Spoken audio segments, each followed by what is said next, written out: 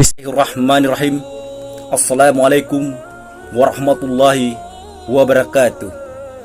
Alhamdulillah, puji syukur kita panjatkan kepada Allah Subhanahu wa Ta'ala, yang mana pada hari ini kita masih diberikan kekuatan, kesehatan, limpah rahmat, umur panjang, sehingga kita masih bisa mendengarkan hal-hal dalam kebaikan. Kita juga tidak lupa berselawat kepada junjungan kita Nabi Muhammad SAW, karena beliaulah manusia yang paling mulia di muka bumi ini. Semoga kita di akhir kiamat nanti mendapat syafaatnya. Dalam kesempatan ini saya akan berbagi tentang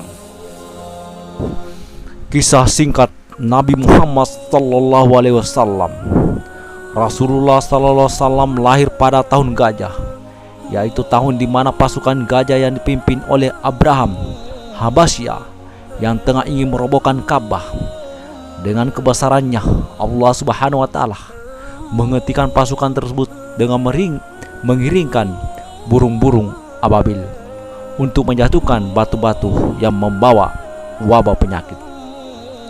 Kejadian ini terdapat di Al-Quran surah Al-Fil, yang berarti pasukan gajah. Di tahun inilah Nabi Muhammad SAW lahir di Makkah dan dibesarkan sebagai anak yatim karena Abdullah, ayahnya, Nabi Muhammad wafat sebelum Rasulullah SAW lahir. Berapa tahun setelah menghabiskan waktu dengan ibunya Aminah selama 6 tahun, Nabi Muhammad SAW kemudian dibesarkan oleh kakeknya, yaitu Abdul Muthalib. Sayangnya umur kakeknya pun juga hanya sebentar. Setelah 2 tahun dibesarkan oleh kakeknya, Abdul Muthalib meninggal pada umur Rasul ke-8 dan Nabi diasuh oleh pamannya Abu Talib. Abu Talib dikenal dengan orang yang dermawan, walaupun hidupnya fakir atau tidak mencukupi kebutuhan sehari-harinya. Hanya dengan keadaan tersebut, Nabi Muhammad SAW dapat berkembang dan tumbuh dengan pamannya. Sebelum menjadi seorang rasul, Nabi Muhammad telah mendapatkan beberapa karunia keistimewaan dari Allah, seperti wajahnya yang berseri dan bersinar yang mengalahkan sinar bulan, tumbuh suburnya daerah tempat Halimah, ibu yang menyusui Nabi, padahal tadinya gersang dan kering, dan lainnya sebagainya. Itulah tanda-tanda kebesaran Allah yang menandakan akan datangnya Nabi yang terakhir, yang memiliki kehidupan yang tertinggi nantinya. Pada saat Rasul itu ingin mendapatkan wahyu pertamanya, Rasul mendapatkan sebuah mimpi. Malaikat Jibril menghampirinya. Rasul pun menyendiri di Gua Hira, tempatnya di sebelah atas Jabal Nur. Disitulah Rasul diperlihatkan bahwa mimpinya adalah benar. Malaikat Jibril pun datang kepada Rasul, dan turunlah wahyu yang pertama yang ia bawakan dari Allah Subhanahu wa Ta'ala.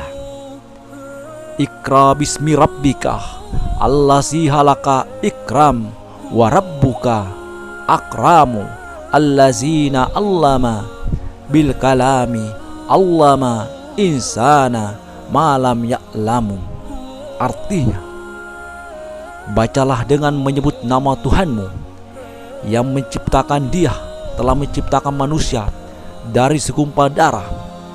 Bacalah, dan Tuhanmu lah yang maha pemurah, yang mengajar manusia dengan perantara kalam. Dia mengajarkan kepada manusia apa yang tidak diketahui. Quran surah Al-Alaq 1-4. Walaupun Nabi merasa ketakutan, disitulah kisah Rasul dimulai. Disitulah tempat datangnya Nabi yang terakhir, yang akan membawa kedamaian untuk seluruh umat. Setelah mendapatkan wahyu yang pertama, Nabi kemudian melakukan dakwah secara sembunyi-sembunyi. Adapun orang-orang yang menjadi pengikut pertamanya adalah Khadijah, Abu Bakar, As-Siddiq, dan Zaid bin Harithah, Ummu Aiman, Ali bin Abu Talib, dan Bilal bin Rabah. Setelah berapa tahun melakukan dakwah secara diam-diam, turunlah perintah Allah Subhanahu wa taala dalam surah Ajir ayat 94 dan memerintahkan Nabi untuk berdakwah secara terang-terangan. Fasda bima tu'muru wa amrid anni musyrikin. Artinya, maka sampaikanlah olehmu secara terang-terangan segala apa yang diperintahkan kepadamu, dan berpalinglah dari orang-orang yang musyrik. Semoga kita ambil hikmah bahwa menyampaikan dakwah itu tidak gampang, banyak yang tentang, tapi jangan pernah menyerah.